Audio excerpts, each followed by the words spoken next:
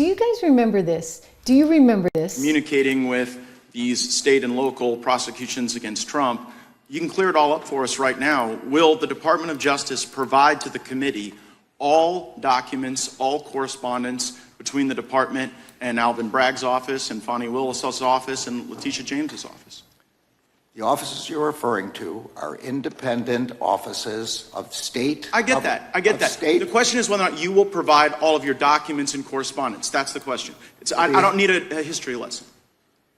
Well, I'm going to say again, we do not control those offices. They make their own decisions. The question is whether you communicate with them, not whether you control them. Do you communicate with them, and will you provide those communications? You make a request, we'll refer it to our Office of Legislative Affairs. But see, here's the thing. You come in here and you lodge this attack that it's a conspiracy theory, that there is coordinated lawfare against Trump. And then when we say, fine, just give us the documents, give us the correspondence, and then if it's... Yeah, that would be nice to have. It would be nice to have the documents and the correspondence, but you know what? They don't want to turn it over, which tells you something, I think.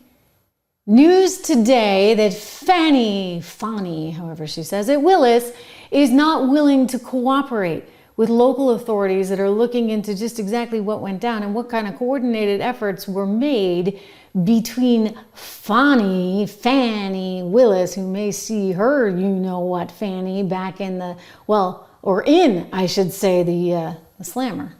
Because she's not complying with a subpoena. Like, you can't do that, all right? Remember what happened to Bannon? He went to jail. Remember what happened to Peter Navarro? He went to jail.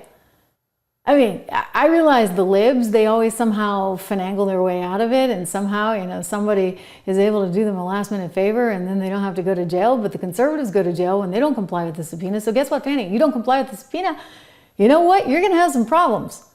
Some big ones. Okay, I won't go there. It's too tempting. But she is going to have some problems, all right? And she might actually find herself in jail because you can't just refuse the court of law in the way that she's trying to right now. So Matt Gaetz, who, by the way, is going to have his own show on One American News Network, he's like a dog with a bone, and he wants to get to the bottom of this, and I think he's going to do a lot of rattling to try and make sure that he does. But I would still say we're going to go back to, why isn't she coming forward with whatever correspondence that she had? I mean, we do know that the boyfriend, that's all come out, the boyfriend who was being paid $600,000 of taxpayer money there in Georgia by way of Fani, he actually did travel to the White House on several occasions and in fact actually did have some meetings. So how much were they controlling from on top? That's a real question.